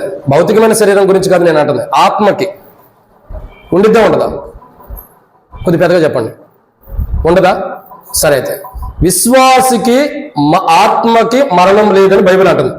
రండి ప్రకటన గ్రంథము 21వ అధ్యాయం. ప్రకటన గ్రంథము 21వ అధ్యాయము 8వ వచనం. ప్రకటన గ్రంథము 21వ అధ్యాయం 8వ వచనం. తిరిగివారు, అవిశ్వాసులు, అసహ్యులు, నరహంతకులు, వ్యభిచారులు, మాంత్రికులు, విగ్రహారాధికులు, అబద్ధికులు అందరూ అగ్ని గంధకంతో మండుగుణంలో పాల్గొనేది రెండో మరణం. ఎవరికి ఉంది రెండో మరణం? ఒక విశ్వాసకు రక్షణ మారుమూస బాప్తిసం పొంది కూడా ఇక రాయబడిన ప్రకటన 21వ అధ్యాయం 8వ వచనం ఏదో ఒక మాట మన జీవితంలో ఉందంటే విశ్వాసకుండి అబద్ధమాడుతున్నా, విశ్వాసకుండి తిరిగితనం ఉందా, విశ్వాసకుండి అవిశ్వాసిగా ఉందా, విశ్వాసకుండి మోహం చూపు, వ్యభిచారం అంటే బహిరంగంగా కాదు, ఒక స్త్రీని మోహం చూపుతో చూచేవాడు అప్పుడే కానీ వరదలను వ్యభిచరించినటువంటి ప్రభావం ఉన్నాడు. ఇటువంటి మోహం చూపులున్న రక్షణ మారు మోసుకునే విశ్వాసికి రెండో మరణం ఖచ్చితంగా ఉందని బైబిల్ హెచ్చరిస్తుంది. రెండో మరణం ఖచ్చితంగా ఉంది. ఎవరికి ఉంది? రక్షణ పొందిన వాళ్ళని అనుకో. రక్షణ పొందిన వారికి ఉంది, రక్షణ పొందిన వారికి లేదనుకోవద్దు.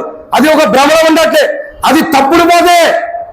రక్షణ మారు బాప్తిసం పొందిన పెరిగితనం, అవిశ్వాసం, అసహ్యమైన కార్యాలు, అపవిత్రమైన కార్యాలు, విగ్రహారాధికులు, అబద్ధాలు ఆడుతూ బలలో పాల్గొంటే ప్రతి విశ్వాసకి మరణం తథ్యం. ఖచ్చితంగా విశ్వాసం మరణం వచ్చింది. నువ్వు విశ్వాసమైన మాత్రాన అబద్ధవార్త ఉంటే ప్రవేశపడతాడా? నీకు ఒక లెక్క, బయట ఉన్న వారికి ఒక లెక్క కాదు. దావీదుకు ఒక రీతిలో తీర్పు తీర్చి బయట ఉన్న జనానికి ఒక రీతిలో తీర్పు తీర్చాడు దేవుడు. దావీదు పాపం చేసినప్పుడు ఏం చేశాడు? 2వ సమయంలో 11వ దావీదు పాపం చేస్తూ వచ్చాడు. నా రాజేనే, నా హృదయానుసారుడేనే, నాకు ఇష్టమైన వాడనే, గొర్రెల దొడ్ల నుంచి పిలుచుకున్న వాడనే అని విడిచిపెట్టాడా? విడిచిపెట్ల. దావీదును కూడా విడిచిపెట్ల. ఎందుకు? హృదయానుసారుడే విడిచిపెట్టినప్పుడు నిన్ను ఎందుకు విడిచిపెడతాడు? ప్రారంభంలో 20 వచ్చిన రాయబడిన స్థితి. ఈరోజు బలలో పాల్గొన్నప్పుడు అబద్ధం ఉందా? సరి చేసుకో. తిరిగితనం ఉందా? సరి చేసుకో. అసహ్యమైన పనులు ఉన్నాయా? సరి చేసుకో. అవిశ్వాసం ఉందా? సరి చేసుకో. విగ్రహారాధన ఉందా? సరి చేసుకో. ఇంకేమైతే కూడి ఉండో విశ్వాసులు ప్రాముఖ్యంగా సరి చేసుకోవాల్సిందే. లేదు బ్రదర్, మీరు తప్పుడు పోటు చెబుతున్నారు, ఇవన్నీ విశ్వాసులు కాదు అనుకుంటే భ్రమలో ఉండట్టే. ఏమంటాడు? వాక్యం మనకు ఒక రీతిలోనూ అన్నిటికి ఒక రీతిలో లేదు. ఏ భేదం లేదు, అందరికీనే ఒకే రీతిలో వాక్యం ఉంటుంది. మార్పు ఏమి లేదు. అన్యులకు ఒక బైబిల్, క్రైస్తవులకు ఒక బైబిల్, రక్షణ మార్మోస్ పొందిన ఒక బైబిల్ ఏం కాదు. అందరికీ ఒకటే భక్ష్యంగా చెబుతూ వచ్చాడంట. All are equal, all are precious, all are love. అందరూ సమానమైన వారే, అందరూ ప్రత్యేకమైన వారే, అందరూ ప్రేమించబడిన వారే. ఎవరికి వ్యత్యాసం అంటూ లేదు. అది లోకస్తులం లేదు, క్రీస్తులో ఉన్న వాడికనే లేదు. అందరం ఒకటే. ఇప్పుడు ఏం చేయాలా? ప్రతి విశ్వాసి కూడా తను పరీక్షించుకోవాలి. బల దగ్గరికి వస్తే మన జీవితంలో అబద్ధం ఉందా? అబద్ధం ఉంటూ బలలో పాల్గొంటూ పైవచ్చి ఎన్నో సంవత్సరాల నుంచి నేను విశ్వాసం బ్రదర్ అని చెప్పుకుంటాం. ఉపయోగం ఏముంది? అబద్ధపు జీవితం మారినప్పుడు మనం ఎన్ని సంవత్సరాలు విశ్వాసం ఉండా ప్రయోజనం లేదు. అవిశ్వాస జీవితం ఉన్నంత కాలం ఎన్ని సంవత్సరాలు విశ్వాసం ఉన్న ప్రయోజనం లేదు. ఇంకా వ్యభిచార తలంపులు కలిగి, వ్యభిచార ఆలోచన కలిగి, మోహపు చూపు కలిగి ఎన్ని సంవత్సరాలు జీవించినా ప్రయోజనం లేదు. ప్రయోజనం లేదు. ఇక్కడ ఏం మాట్లాడుతూ వస్తాడు? పాపములు బట్టే, మానవుడు చేసే పాపాలను బట్టే మానవుడికి మరణం వస్తుంది. ఈ పాపం రావడానికి గల కారణం ఇదే. మానవుడి మరణం రావడానికి కారణం ఇదే. అబద్ధాలు మారుకోవట్ల. బైబిల్ సెలవుస్తుంది, అబద్ధం ఆడొద్దు, దొంగలించొద్దు, అసహ్యమైన కార్యాలు చేయొద్దు, అవిశ్వాసంగా ఉండొద్దు. ఆ రీతిలో పేతురుతో మాట్లాడతాడు, అదే రీతిలో తోమాతో కూడా మాట్లాడతాడు. అవిశ్వాసం కాక విశ్వాసం తోమాతో చెబుతూ వస్తాడు. ఎందుకంటే అవిశ్వాసులకు దేవుని రాజ్యం లేదు. రక్షణ మారుమూస బాప్తిసం పొందినంత మాత్రాన పరలోకానికి వెళ్ళాం. మధ్యాకాశానికి వెళ్ళినప్పుడు ఉండేది ఎవరి జీవిత చరిత్ర వాళ్ళకి. మీరు ఎప్పుడైనా సీసీ కెమెరాలు చూసారా? చూసే ఉంటాం అందరూ. ఇప్పుడు నేను వాక్యం చదువుతుంటే సీసీ కెమెరా ఉంటే నన్ను కూడా వీడియో తీస్తూ ఉంది.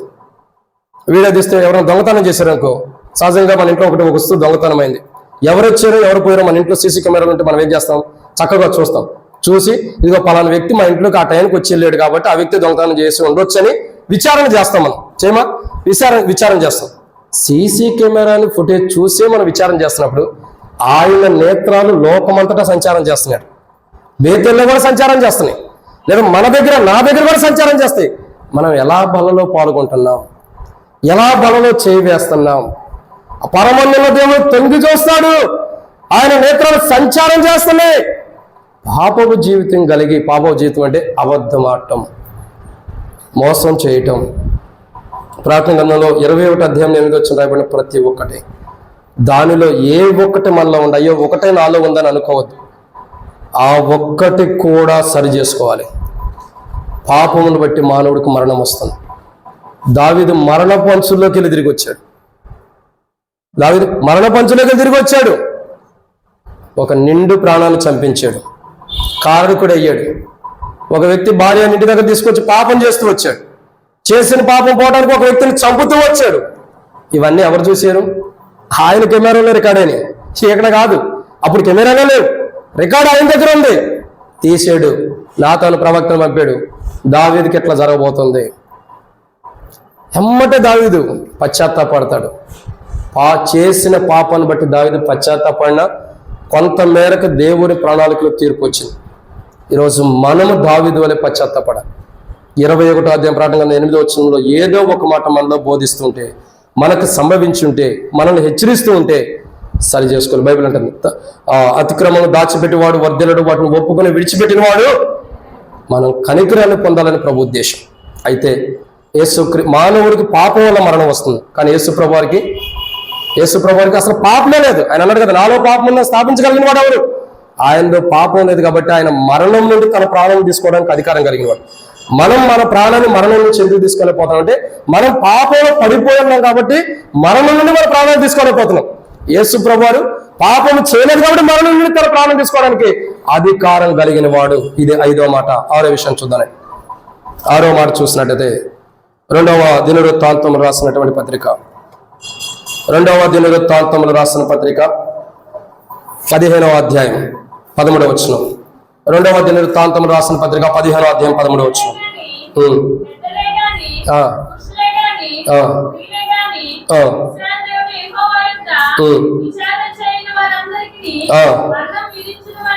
మరణం విధించదు మరియు అర్థం చేసుకోండి. ఏమని రాయబడుతూ వచ్చింది? మరణము ఎవరికి వస్తుంది? దేవుని యొద్ద విచారణ ఎందుకు చేయాలా? దేవుని చిత్తాన్ని తెలుసుకోవడానికి. ఒక విషయం దేవుని దగ్గరికి ఎందుకు వెళ్తాం? దావీదు యుద్ధానికి వెళ్ళాల్సినప్పుడు ఏం చేశాడు? దావీదు దేవుని దగ్గరకు వచ్చాడు. దేవుని దగ్గరకు వచ్చి దావీదు ఏమంటాడు? అయ్యా, పలానా ప్రాంతంలోకి నేను యుద్ధానికి పోవాలా వద్దా అని దేవుని దగ్గర విచారం చేశాడు. అంటే అర్థమేంటి? దేవుని చిత్తాన్ని అడుగుతున్నాడు. నేను యుద్ధానికి వెళ్ళాలి, నువ్వు వెళ్ళమంటే వద్దా? ఆ గంట బయటకు పంపించమన్నా, బయట ఉండవరా కొద్దిగా, బయటకి కొద్దిగా పక్కన నెట్టేసి. కాబట్టి ఏమని రాయబడుతూ వచ్చింది?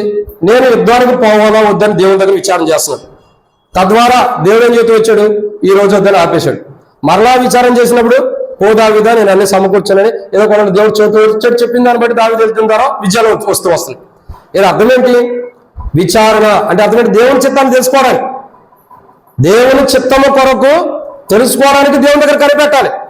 ఈరోజు చాలా మంది ఏ పని చేసినా దేవుని చిత్తం ఉండదు, దేవుని ప్రణాళిక ఉండదు. ఒక పెళ్లి చేయడానికి దేవుని చిత్తం లేదు, ఒక పని చేయడానికి దేవుని చిత్తం లేదు, ఒక కార్యం చేయడానికి దేవుని చిత్తం లేదు, ఒక కారు కానీ, బైక్ కానీ, ఒక వస్తువు కానీ కొనుక్కోవడానికి ఏది కూడా దేవుని చిత్తం ఉండదు. దేవుని చిత్తాన్ని అడిగే దేవుని కార్యం చేయాలి. తిమోథెంకులు ఎప్పుడు చెబుతూ వస్తాడు, నాకు అనేక పర్యాములు నేను అంకులింట్లో ఆత్మీయంగా ఎదుగుతూ వచ్చి వాళ్ళ కుటుంబంలో ఒక బిడ్డగా చాలా ప్రేమగా చెబుతూ వచ్చేవాడు, అరే నీ జీవితంలో ఎప్పుడైనా దేవుని చిత్తాన్ని చేయటానికి ఇష్టపడు, మనుషులు చిత్తం చేయదు, మనుషులు చెప్పినట్టు చేయదు. దేవుడు ఏం చెబితే చెయ్యి, దేవుని చిత్త ప్రకారమే నువ్వు జీవించు. ఎందుకు చెప్పాడంటే, నేను అడిగా ఎందుకు చెబుతున్నారు అంకుల్ మీరు ఏ మాట అంటే, తిమోథెంకులు ఒక ప్రాంతంలోకి వాక్యములో, మరి ఆ నార్త్ ఇండియాలో వాక్యం మీద స్పెషల్ మీటింగ్ జరుగుతున్నప్పుడు వాక్యం బోధించడానికి ఒక ఫారెన్ నుండి ఒక దైవజనుడు వచ్చాడు. ఆ దైవజనుడికి తర్జుమా చేయడానికి, ట్రాన్స్లేషన్ చేయడానికి వెళ్ళినప్పుడు ఆ దైవజనుడు తిమోథెంకులు ఇద్దరు ఒకే రూమ్లో ఉన్నాడు. ఉంటే ఆ దైవజనుడు అడుగుతూ వచ్చాడంట, తిమోతి మరి వివాహం చేసుకోవాలనే ఆలోచన ఏమైనా ఉందా అని అడిగితే, ఆ బ్రదర్ భక్సింగ్ గారు చెప్పాడు, మరి ప్రార్థన చేసుకోమన్నాడు, ప్రార్థన చేసుకుంటున్నాను అన్నాడు. ఎలా చేసుకుంటున్నావు అన్నాడంట. జనరల్గా ప్రార్థన చేసుకుంటున్నాను అన్నాడు. అప్పుడు తిమోథెంకులకు ఆ దైవజనుడు చెప్పాడంట, తిమోతి నువ్వు ఒక పని చేయి. చెప్పండి బ్రదర్. మొదట నా నీతిని, నా రాజ్యాన్ని వెతకమని ప్రభు అంటున్నాడు. నువ్వు చేయాల్సింది ఏంటంటే నీ పెళ్లి కంటే ముంగట ఆయన నీతిని ఎత్తుకు, ఆయన రాజ్యం అంటే ఆయన చిత్తాన్ని తెలుసుకో. ఆయన నీతిని, ఆయన రాజ్యాన్ని వెతికితే ఏమని రాయబడుతూ వచ్చింది? మొదట నా నీతిని, నా రాజ్యాన్ని వెతుకున్నప్పుడు వాటితో పాటు సమస్తములు, ఆ సమస్తములోనే నీకు భార్య ఉంది, ఆ సమస్తంలో నీకు పిల్లలు ఉండాలి, ఆ సమస్తంలోనే నీ ప్రతి అవసరతలు కూడా ఉంది. నీకేం కావాలో ప్రతి ఒక్కటి ఆ సమస్తంలో ఉంది. తిమోతి, నువ్వు దేవుని చిత్తాన్ని గుర్తెరుగు, దేవుణ్ణి అడుగు, దేవుని చిత్తాన్ని తెలుసుకో. ఆయన నీతి లేని రాజ్యాన్ని వెతికితే సమస్త నీకు ఏమవుతున్నాయి అన్నప్పుడు ఆ రోజు నుండి దేవుని చిత్తాన్ని వెతకడం మొదలు పెట్టాడు. ఆ రోజు నుండి దేవుని యొక్క నీతి, దేవుని యొక్క యథార్థతను తెలుసుకోవడం, దాని ప్రకారం జీవించడం తెలుసుకున్నాడు. సమయం వచ్చినప్పుడు గొప్ప జీవిత భాగస్వామిని దేవుడు అనుగ్రహిస్తూ వచ్చాడు. ఎందుకంటే ప్రియులారా, దేవుని యొక్క చిత్తాన్ని తెలుసుకున్నాడు. ఈరోజు మన జీవితాల్లో మనం అనేక పర్యాలు వ్యాపారం స్టార్ట్ చేసినా, ఇంకోటి చేసినా ఎందుకు మనం నష్టపోతున్నామంటే ఏది చేసినా దేవుని చిత్తం లేదు. ఏ పని చేసినా, ఇంక్లూడింగ్ ఒక పని మనం ఏది చేసినా, ఏదైనా వస్తువు కొనాలన్నా దేవుని చిత్తం అవసరం. నేను నా జీవితాన్ని ఇప్పటికీ అదే చేస్తా. ఏదైనా ఒక వస్తువు కొనాలంటే మొదట దేవుని దగ్గర ప్రార్థన చేస్తా. ప్రభు, ఇది నీ చిత్తమా కాదా? ప్రభు, నీ ఉద్దేశమా కాదా? నీ చిత్తమైతే నాకు లేకపోతే ఈ రోజు కూడా ఇప్పుడు కూడా అదే ప్రార్థన చేస్తూ ఉంటా. ఎందుకని? దేవుని చిత్తం అవసరం. దైవజనులు మనకు నేర్పించారు, ఇలా దేవుని చిత్తం ద్వారా తెలుసుకొని పొందుకొని దేవుని చిత్తంలో ఉన్నది సక్సెస్ఫుల్గా ఉంటుంది. మీరు చూడండి, ఎవరైనా దేవుని చిత్తంలో వివాహం చేసుకుంటే వారి కుటుంబాలు ఎట్లా ఉంటాయి చెప్పండి? ఎంతో సంతోషంగా ఉంటాయి. దేవుని చిత్తంలో లేకుండా వివాహం చేసుకున్న వారి కుటుంబాలు ఎలా ఉంటాయి? కష్టతరంగా ఉంటాయి. ఎందుకంటే అనేకమైన ప్రాంతాల్లో చూస్తూ వస్తున్నాం మేము. కానీ ప్రియులారా, దేవుని చిత్తం ప్రాముఖ్యమైనది. ఎవరైతే ఆయన చిత్తాన్ని తెలుసుకుని ఆయన చిత్తాన్ని చేస్తారో అటువంటి వారి జీవితాలు యోగ్యమైన ప్రభు యొక్క బల్ల ఎంచబడుతూ వచ్చింది. ఎందుకంటే యేసు ప్రభు వారు దేవుని చిత్తాన్ని చేశాడు.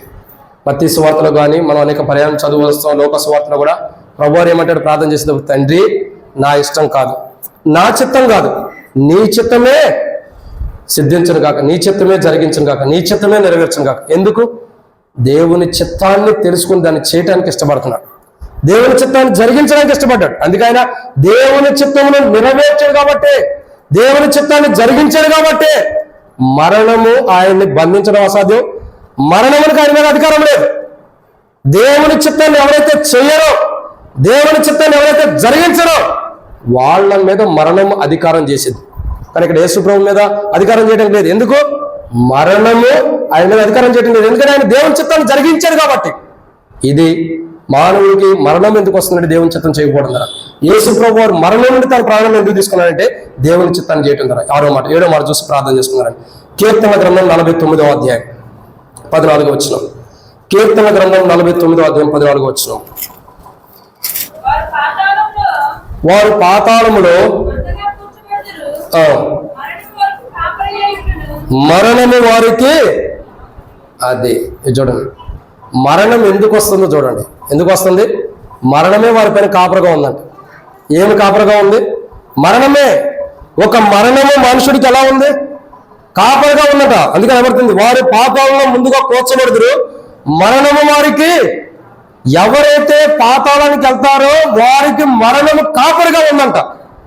పాతాళానికి వెళ్ళడానికి కారణం ఏంటి?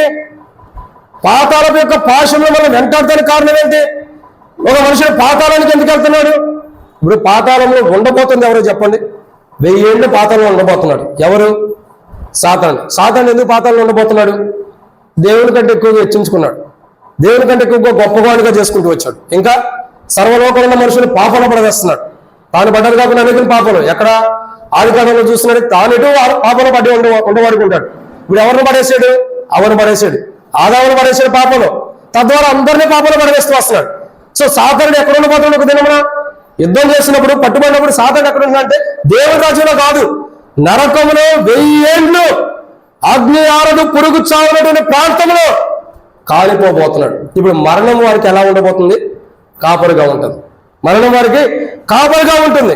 కానీ యేసు ప్రభు పైన మరణం కాపరిగా లేదు. ఆయన అంటాడు, నేను గొర్రెలకు మంచి కాపరిని, నేను గొర్రెలకు మంచి కాపరిని. జీతగాడు తోడేళ్ళు వచ్చినప్పుడు చూసి గొర్రెలు పెట్టి పారిపోవచ్చు. కానీ మంచి కాపరి తన గొర్రెల కొరకు నేను మంచి కాపరిని, అందుకే నా ప్రాణం పెట్టా. తిరిగి నా గొర్రెలు కూడా ప్రాణం పెట్టాను కాబట్టి తిరిగి తీసుకోవడం నాకు అధికారం కాలేదు. ఆయన పైన మరణం కాపరిగా లేదు. ఆయనే మంచి కాపరిగా ఉన్నాడు. మంచి కాపరి పైన ఇంకా మరణం ఎక్కడ ఉంటుంది? కాపరిగా ఉంటుందా? లేదంటే అర్థం ఏంటి? ఆయన మంచి కాపరి అంటే మంచి జీవితం జీవించాడు, మంచి విధానంలో కలిగి ఉంటూ వచ్చాడు. ఈరోజు ఒక క్రైస్తవుడుగా మంచి క్రైస్తవ జీవితాన్ని ఏదైతే జీవిస్తామో, పాపాన్ని అంటుకోకుండా, లోకాన్ని అంటుకోకుండా, అబద్ధాలు అంటుకోకుండా, లోకంలో ఉన్న ప్రతి చెడ్డ వాటిని అంటుకోకుండా ఏదైతే ఒక మంచి క్రైస్తవ జీవితాన్ని జీవిస్తామో వాళ్ళకి పైన మరణం అధికారం లేదు. అవన్నీ మనుషులు జీవించలేరు. అందుకే ప్రభు జీవించాడు, ప్రభు జీవిస్తూ వచ్చాడు. ప్రతి లోక మాలిన్యం ఏది అంటుకోకుండా. అందుకే ఒక మాట రాయబడుతూ వచ్చింది ప్రభుని గురించి, ఆయన పాపుల్లో చేరక, ఎట్లాంటి వాడైనా పాపుల్లో చేరక ప్రత్యేకించబడిన వాడు. పాపంలో చేరక ప్రత్యేకమైన క్రైస్తవ జీవితం ఉంది కాబట్టి ఆయన్ని మరణంలో బంధించలేకపోతూ వచ్చింది. ఈరోజు మనల్ని బంధించిన కారణం ఏంటంటే ఒక ప్రత్యేకమైన జీవితం మనకు లేదు. ఆయన ఇస్తున్నా ఏదో విషయాన్ని బట్టి పోగొట్టుకుంటున్నాం, ఏదో దాన్ని బట్టి పోగొట్టుకుంటాం. కాబట్టి మరణం మనలో బంధిస్తుంది, మరణం మన పైన కాపురుగా ఉంటుంది. ఆయన పైన కాపురుగా ఉండకపోవటానికి మరణం కారణం ఏంటంటే ఇదే, ఆయన ప్రత్యేకమైన జీవితం జీవించారు. ఎవరైతే ఈ లోకంలో మాదిరికరమైన ప్రత్యేకమైన జీవితం, విశ్వాసులకు మాదిరికరంగా, తిమోతేయుతో కూడా చెబుతాడు పౌలు, ఒక మాదిరికరమైన జీవితం ఎవరైతే జీవిస్తారో వాళ్ళు మరణం పొందకోకుండా క్రీస్తుతో పాటు జీవిస్తారు. మాదిరికరమైన జీవితం లేకుండా బల్లలో యథాస్థితిగానే వాతవేయబడిన మనస్సాక్షితో బలలో పాల్గొంటే, జీవితం వాక్యం హెచ్చరిస్తున్నా సరి చేసుకోకుండా అదే స్థితిలో బలలో పాల్గొంటే ప్రత్యేకమైన జీవితం లేదు కాబట్టి మరణం తెచ్చుకుంటారు. అయితే యేసు ప్రభు వారికి ప్రత్యేకమైన జీవితం ఉంది. మంచి కాపరే ప్రత్యేకంగా జీవించాడు కాబట్టి మరణము పైన ఆయనకు అధికారం ఉంది, తిరిగి తన ప్రాణం తీసుకోవడానికి. మరణానికి అధికారం లేదు యేసు ప్రభు పైన. మనుషులకి మరణం రావడం కారణం ఏంటంటే ఒక ప్రత్యేకమైన జీవితం లేదు, ప్రత్యేకించబడిన క్రైస్తవ జీవితాన్ని జీవించట్లేదు కాబట్టి మరణం వస్తుంది. యేసు ప్రభు వారికి ఎందుకు రాలా? ప్రత్యేకమైన జీవితం జీవించాడు, అందుకే మరణం మనకు వస్తుంది. ఆయనకి రాని కారణం అదే. ప్రార్థన ప్రియులారా, ఒక్క నిమిషం అడుగుతా, మానవుడికి మరణం రావడానికి గల కారణం ఏంటి? మొట్టమొదటిగా దేవుని ఆజ్ఞని మీరటం. మానవుడికి మరణం రావడానికి గల రెండో కారణం ఏంటి? యథార్థత లేకపోవటం. మానవుడికి మరణం రావడానికి గల మూడో కారణం ఏంటి? మూడోదిగా సరైన మార్గంలో ఉండకపోవటం. మానవుడికి మరణం రావడానికి గల నాలుగో కారణం ఏంటి? మరణకరమైన రోగంతో ఉంటున్నారు. మానవుడికి మరణం రావడానికి గల ఐదో కారణం ఏంటి? పాపమును బట్టి. మానవుడికి మరణం రావడానికి గల ఆరో కారణం ఏంటి? దేవుని చిత్తాన్ని తెలుసుకుని చేయకపోవటమే. మానవుడికి మరణం రావడానికి గల ఏడో కారణం ఏంటంటే మరణం మానవుడు కాపురం ఉందంటే ఒక ప్రత్యేకమైన జీవితం లేదు. యేసు క్రీస్తు ప్రభు వారికి మరణం లేకపోవడానికి గల కారణం ఏంటి? ఆయన దేవునాజ్ఞ నెరవేర్చాడు. 2 యథార్థం ఉంటూ వచ్చాడు. 3 ఆయన సరైన మార్గం నడిచి అనేకలు నడిపిస్తూ వచ్చాడు. 4 ఏ రోగం లేని వాడుకుంటాడు. 5 పాపం చేయని వాడుకుంటాడు. 6 ఆయన జీవితంలో 6గా దేవుని చిత్తాన్ని నెరవేర్చాడు. 7గా చూసినట్టయితే ఆయన మంచి కాపరి, ప్రత్యేకమైన జీవితం ఉంది కాబట్టి ఆయనకు మరణం లేదు, మనకు సంప్రాప్తి అవుతుంది. అయితే ఈరోజు మనకొచ్చే మరణం తప్పించుకోవడానికి ఒక అవకాశం ఉంది. ఎలాగంటే ప్రభు దగ్గరికి రావటమే. ప్రభా, విశ్వాసులకు కూడా మరణం ఉందని ప్రకటన 21:8 హెచ్చరిస్తుంది. నేను విశ్వాసునే, నాలో బలహీనతలు ఉన్నాయి, నాలో అవిధేయతలు ఉన్నాయి, దయచేసి నన్ను క్షమించు. ఇదిగో పలానా విషయంలో నేను తప్పిపోయానని సరి చేసుకుని బలంలో పాల్గొంటే ధన్యత, ఎంతో ఆశీర్వాదం మనం పొందుతాం. సరి చేసుకోకుండా బలంలో పాల్గొంటే తీర్పుని తెచ్చుకుంటాం. ప్రార్థన, ఒక చిన్న ప్రార్థన చేద్దాం. దయచేసి ఎవరు కూడా అటు ఇటు చూడొద్దు. నా వెంక చూస్తే ఏమీ లేదు, ప్రభు వైపు చూద్దాం. పిల్లలు జాగ్రత్త పెట్టుకున్నామా మీ దగ్గర? అందరం కళ్ళు మూసుకుందాం, ప్రభు వైపు మనం చూద్దాం. ప్రభు తట్టు మన కనులెత్తుచున్నాం, ప్రభు తట్టు మన కనులెత్తుచుంది. ప్రభు దగ్గర ప్రార్థన చేద్దాం. యేసు ప్రభువా, నేను పాపిని. యేసయ్యా, నాలో పాపం ఉంది, నాలో అపవిత్రత ఉంది. ప్రకటన గ్రంథం 21వ అధ్యాయంలో రాయబడిన 8వ రాయబడిన మాటల్లో నాలో కూడా ఉన్నాయి. నేను విశ్వాసనే, అబద్ధం ఆడుతున్నా. నేను విశ్వాసనే, అసహ్యమైన పనులు మీ దృష్టిలో చేస్తున్నా. నేను విశ్వాసనే, అవిశ్వాసంగా ఉంటున్నా. నేను విశ్వాసనే, పిరిగితనం నాలో ఉంది. నేను విశ్వాసనే, మరణమునకు తగిన జీవితం అంతా నాలో ఉంది. నేను విశ్వాసనే, అయోగ్యంగా పాలు పొందుతున్నా. నన్ను క్షమించండి. యేసయ్యా, ఇప్పటి వరకు నా విశ్వాస జీవితంలో అయోగ్యమైన ప్రతి ఒక్కటి కూడా, నేను అయోగ్యంగా పాలు పంపులు పొందిన ప్రతి జీవితాన్ని కూడా మీరు మార్చివేయండి. నా జీవితాన్ని మార్చి నాకు ఒక కొత్త జీవితాన్ని దయచేయండి. ఒక మాదిరికరమైన జీవితం కావాలి.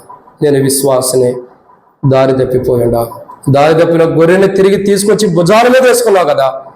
ఈరోజు నేను నీ దగ్గరకు వస్తున్నా. నేను మరణం పొందటానికి ఎన్నో విషయాలు ఉంటాయి బైబిల్లో, కానీ అది తప్పించడానికి మీరు ఇష్టపడ్డారు. మీరే మరణం నుండి తిరిగి లేచారు, సమాధిని కూడా జయించారు. మరణం మిమ్మల్ని బంధించలేకపోతూ వచ్చింది. మీరు అంత గొప్ప త్యాగం ఉంది, అంత మాదిరికరమైన జీవితం ఉంది, అది నాలో లేదు. ఇప్పటి నుండి ప్రభువా, మీలో ఉన్న మాదిరికరమైన జీవితం నేను జీవించినట్లు నాకు సహాయం చేయండి. మీ ఆజ్ఞని మీరిన అనుభవం కూడా ఉంది, నన్ను క్షమించండి. పాపం చేసిన అనుభవం ఉంది, క్షమించండి. మోహ చూపు ఉంది, క్షమించండి. అధికమైన పాపం ఉంది, క్షమించండి. ఈరోజు నేను బలలో పాల్గొనబోతున్నా. నా బలహీనతను మీరు క్షమించండి. ఈరోజు నేను బలలో పాల్గొనేటప్పుడు తీర్పు కొరకే నేను బలలో పాల్గొనకూడదు. తీర్పు నుండి తప్పించబట్టడానికి బలలో పాల్గొన్నారా యేసయ్యా?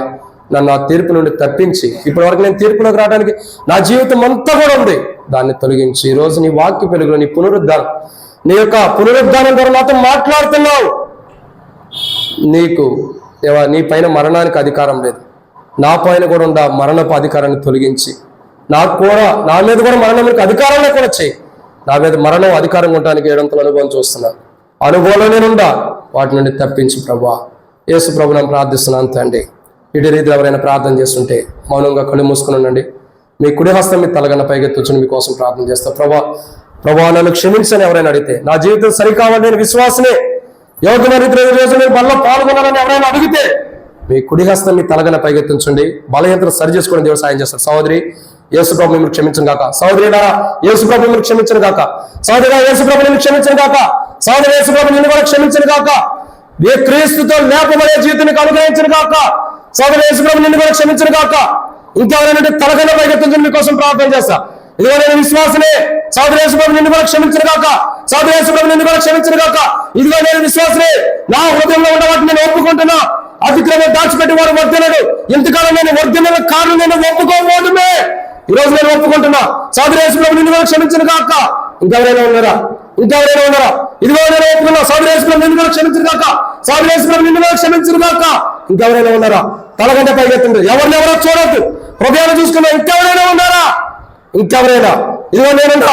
ప్రభు, నా జీవితం సరిగా లేదు, నా క్రైస్తవ జీవితం సరిగా లేదు, నా జీవితాన్ని మార్చు. నేను బలంగా పాల్గొనేటప్పుడు సరైన పాల్గొనట్లేదు, తీర్పు తెచ్చుకోబోతున్నా, నాకు మరణం సంప్రాప్తం అవబోతుంది. ఆ మరణం నుంచి తప్పించి మరణమే నా మీద లేకుండా చేయి అన్నవారు ఎవరైనా మీ కుడి హస్తం తలగన పైకెత్తించండి. సహోదరు యేసుప్రభు నిన్ను కూడా క్షమించను గాక. ఇంకెవరైనా ఉన్నారా? సహోదరులైనా, ఎవరొస్తారైనా, ఎవరొస్తారైనా, సహోదరులైనా ఎవరైనా సరే, మీ కుడి హస్తం మీ తలగంట పైకెత్తించండి. మీకోసం ప్రార్థన చేస్తారు. ఇదిగో నా కోసం ప్రార్థన చేయి. నేను మరణం నా మీద ఉండకూడదు, నా మీద మరణం ఉండకూడదు, మరణం నా పైన అధికారం లేకుండా పోయి ప్రభువే నా మీద శిరస్సుగా ఉండాలని ఎవరైనా అడిగితే మీ కుడి హస్తం ఎత్తండి. ఇంకెవరైనా ఉన్నారా? ఇంకా ఎవరైనా? సమయం పోతే నష్టపోతే సహోదరు యేసుప్రభు నిన్ను కూడా క్షమించను గాక. ఇంకెవరైనా ఉన్నారా? దాచిపెట్టొద్దు. సహోదరు యేసుప్రభు నిన్ను కూడా క్షమించను గాక. దాచిపెట్టొద్దు. వర్ధనను ఒప్పుకుంటే కనికరాన్ని పొందుతాం. ఇంకెవరైనా ఉన్నారా? సహోదరు యేసుప్రభు నిన్ను కూడా క్షమించను గాక. ఇంకెవరైనా ఉన్నారా? ఈ రోజు దేవుడు కనికరాన్ని కావాలంటే, చేసిన బలహీనతలు సరి చేసుకుని బలంగా పాల్గొనాలంటే, తీర్పులో రాకుండా నువ్వు బలంగా పాల్గొనాలంటే సరి చేసుకోవడానికి చక్కటి చివరి అవకాశం ఇది. ఇంకెవరైనా ఉన్నారా? ముగిస్తున్నావు. చివరి కలిగిన సహోదరి, దాచిపెట్టుకోవద్దు. చేయెత్తితే సిగ్గుపడతావేమో, చేయెత్తితే సిగ్గుపడద్దు. ప్రభుని హృదయాన్ని చూస్తున్నారు, అందరూ తమ హృదయాన్ని చూసుకుంటున్నారు. చేయెత్తు ధైర్యంగా. ఇంకెవరైనా ఉన్నారా? ఉన్నారా? ప్రార్థన ప్రేమ కలిగించండి. చేయెత్తి తీర్మానం చేసుకున్న వారు తీర్మానం స్థిరపరచండి. ఎవరైతే ప్రభా నా ముడుకు నేనైనా సరే మేము యోగ్యులం కామని ఎవరైతే చేయెత్తారో నాతో పాటు మా అందరినీ కూడా క్షమించండి. మేమైతే యోగ్యులం కాదు బలలో పాల్గొంటాను. అయోగ్యులమే, మరణం మా పైన సంప్రాప్తి అవుతుంది. మరణం మాకు రావడానికి వేరంతరం మా జీవితంలో ఉంది. అది ఉందని చేయెత్తి తీర్మానం చేసుకున్న ప్రతి బిడ్డను మీరు క్షమించండి. మాతో పాటు ప్రతి ఒక్కరిని క్షమించండి. మనసులో చేయెత్తడానికి కూడా సిగ్గుపడుతున్న వారికి తీర్మానం చేసుకుని ఉంటే వారిని కూడా క్షమించండి. ఇంకా తీర్మానం మనసులో కూడా చేసుకోకుండా కఠినం చేసుకుంటుంటే వారిని కూడా క్షమించి మారుమోసు దయచేయమని, చేయెత్తిన వారి యోగ్యమైన రీతిలో సరి చేసుకుని పాల్గొనడానికి సాయం చేయమని ప్రభువైన యేసుక్రీస్తు నామములో శ్వాసంతో ప్రార్థిస్తున్నాం తండ్రి. ఆమేన్. అట్లాగే మౌనంగా ఉందాం. ఎవరికి వారు మన హృదయాలు ఇంకా సరి చేసుకోవాల్సిన ప్రభు చూపిస్తుంది. సరి చేసుకుంటూ మనలో మనం పాల్గొందాం.